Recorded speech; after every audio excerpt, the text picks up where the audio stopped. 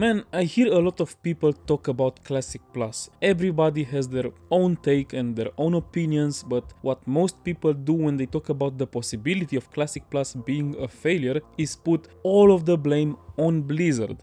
And I hate Blizzard as much as the next guy, but it's not their fault if that happens. I mean it. If Classic Plus fails, if that happens, it will not be at launch and it will not be because of bad content. It will be a year later when Blizzard finally adds the WoW token and the level boost and stuff like that to the game and totally kills the game's integrity. And if that happens, Blizzard has absolutely no fault in that. None at all. They did nothing wrong. Sounds weird, sounds stupid, maybe it does to you, but it really is not, because the World of Warcraft player base, retail and classic alike, they asked for this. It is pathetic, it is nonsensical, but this is where we are. You guys just buy and buy and buy all of this bullshit, all the mounts and the boosts and everything. Stuff that actively makes the game 100 times worse. And not only that, but classic players are even worse than retail ones. Yes, that is true, because buying a bunch of microtransactions in retail doesn't matter that much. It's still bad, but think about it. Let's say you buy a level boost in retail, for example. Yes, the level boost is fundamentally bad for any MMO, but at this point in retail, the leveling experience is so bad, like who cares anymore? It's sad to say, but if they removed the leveling part entirely, the game would be better at this point. Just get that slope experience out of the way.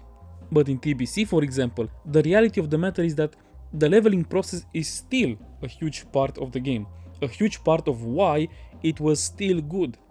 So you go out of your way to pay the price of a full AAA game just to skip a huge chunk of your game so you can finally arrive to what? There is no Mythic Plus, no delves, no transmog farming, no pet battles, no multiple raiding difficulties, no prey, no world quests, no housing. You pay to arrive faster to the point in game where all you do is raid log. Pay more money, get less game.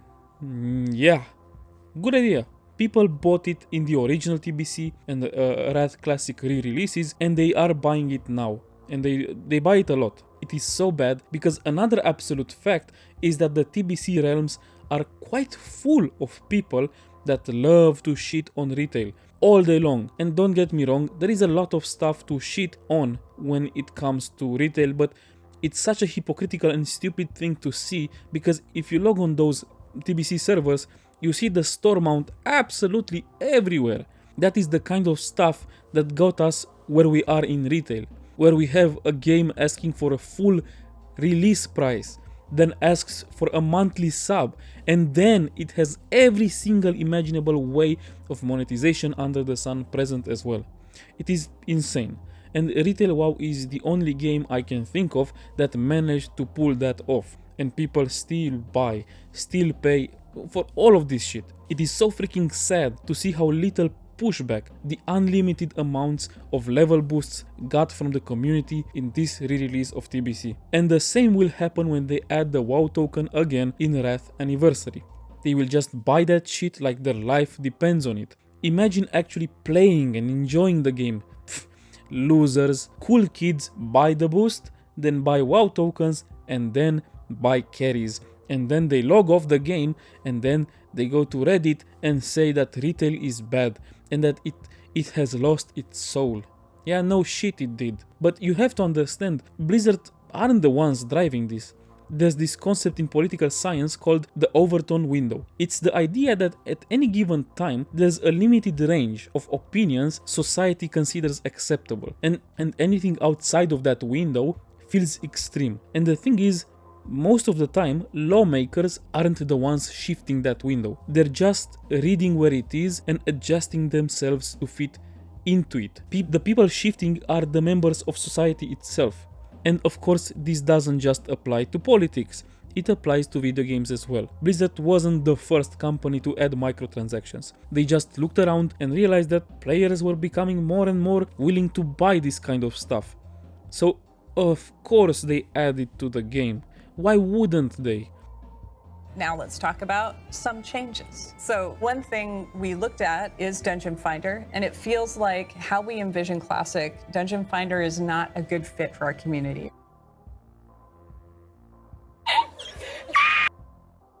They're a business. Profit is the goal. Taking the easiest, safest money is always going to come first. And if you had a business, you'd do the same. Don't get me wrong, I generally think keeping Classic Plus free of microtransactions and actually dealing with bots and RMT is the more profitable move in the long run. I'm just not convinced that the shareholders who never touched a video game in their life understand that. Because yeah, in the short term, it is way more profitable to add stuff like the level boost. The Classic WoW community isn't that different from retail anymore. People will eat that shit up and ask for more, but you also lose a lot when you do that. You lose players who will quit because of it. You lose players who would have tried the game, but now they won't. And you lose the chance to turn Classic Plus into something bigger than World of Warcraft, something that actually pulls in old school MMO players across the board, just like OSRS managed to do. If Classic Plus launches with strong content, no microtransactions and minimal botting, it could genuinely go down the old school RuneScape route and start attracting players from all over the MMO space. If they add microtransactions, that will not happen, and that's already a substantial trade-off.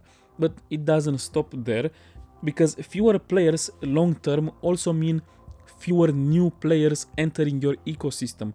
Let's be honest, someone who already plays Classic WoW is way more likely to stick around, even if you add microtransactions, than someone who's never played World of Warcraft at all, even if both of them hate microtransactions equally. So you're not just losing subscriptions, you're losing potential new people installing Battle.net and logging into it regularly. And that matters a lot. Those players don't just play Classic Plus, some of them try retail, some of them try Hearthstone, some of them try Diablo, some of them try Overwatch and so on. Now they are in your system, way more likely to spend money across multiple games. You can market future Blizzard and Microsoft releases to them, push offers, keep them engaged, make all your games healthier and more profitable over a long time because of that. People overlook this, but it's a big deal and it's a known fact. Then there's the reputation side as well.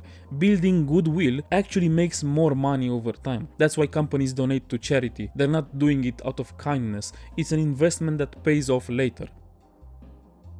But to really buy into this approach, you need to understand how players react to microtransactions long term, not just World of Warcraft players, but MMO players as a whole.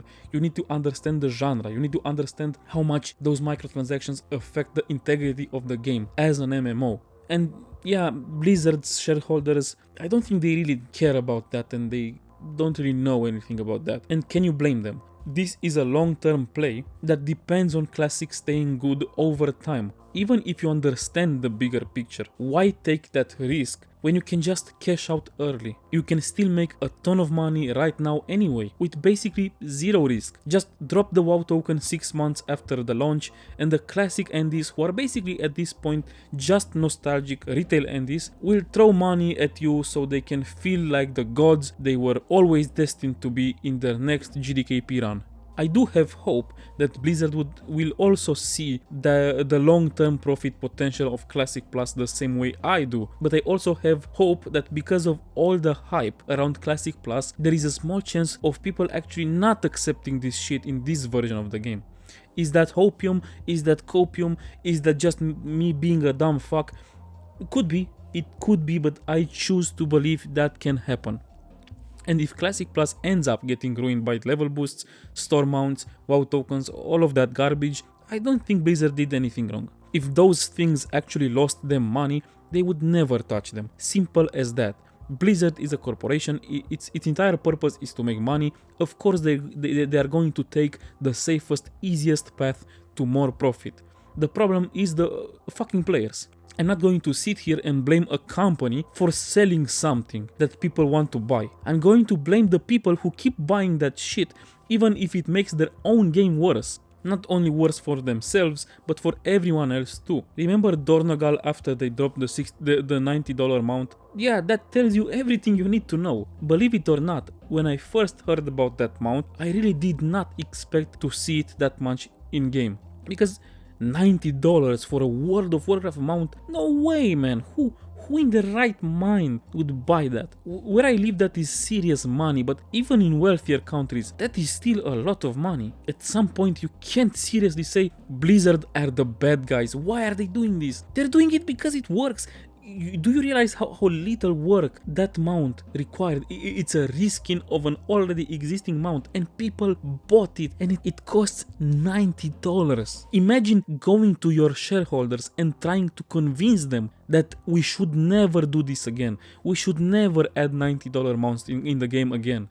We should never add WoW tokens. We should never add paid boosts. They make us billions of dollars, but we should never do it again. And we should instead invest a ton of money and time in revamping the leveling experience and actually getting some competent writers for the game, for the lore and for the story. Yeah, right. What? Think of it like a restaurant. You start off serving well-made, healthy food that take a long time to make. It does okay. Then you add one cheap, greasy burger that's easy to make, and it explodes. Sales go crazy. Profits multiply. Are you really going to blame the owner of the restaurant for adding more of that on the menu? Really? There's definitely a bigger conversation here about responsibility, about what we owe to each other as people, about protecting the long-term health of something we all share, about our society. But at the end of the day, a business will sell what people are willing to buy. If this happens to Classic and it ends up being trash, I really hope Classic Plus dies. I really do, but I don't think it will. I hope it dies because if it does, Blizzard either does a 180 on it, or maybe they finally decide to license it and let other people make official private servers or something like that. But I know Classic Plus will be profitable as hell in both cases, with or without microtransactions, so we really are just at the mercy of Blizzard. Which makes me realize if Classic Plus has all this stuff in it, but it's still profitable, therefore supported by Blizzard long term, that is a huge loss for all of us, because that means they will keep shutting down servers that try to do similar things, they will keep refusing to license the IP to anyone else, and all the while we will have this super inferior version of the game only. Anyway guys, this was the video. Let's hope nothing bad happens. I still have my copium with me. I drink it very often, I inhale it. But I'm extra curious about what you think about my takes here. Please let me know in the comment section down below. Like the video if you liked it, and don't forget to subscribe to the channel. Till the next time.